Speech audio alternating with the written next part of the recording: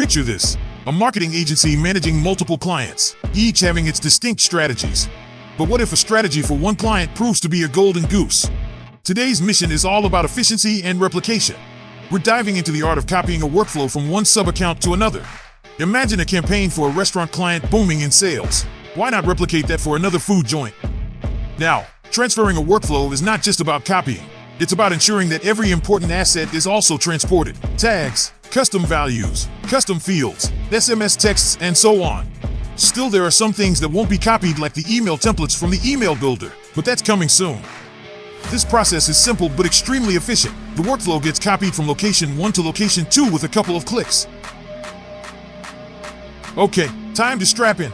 It's time to master the workflow transfer. Navigate to the heart of operations, the automation section. This is the starting point of our voyage.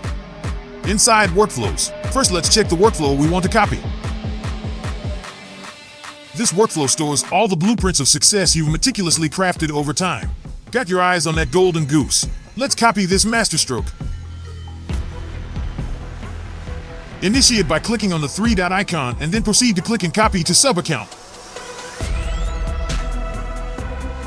A realm of possibilities unfolds before you in a drop-down menu, showcasing all your sub-accounts. It's like having multiple canvases to paint the same masterpiece. Hit submit. Visit the destination and go to the automation section to check your cloned workflow. This workflow will be drafted by default. HQ recommends accessing action steps to check for assets like tags and custom fields. It's all there. The strategy has been replicated. Efficiency doubled. Your lines of success are now fortified across sub-accounts. Mission accomplished. Over and out.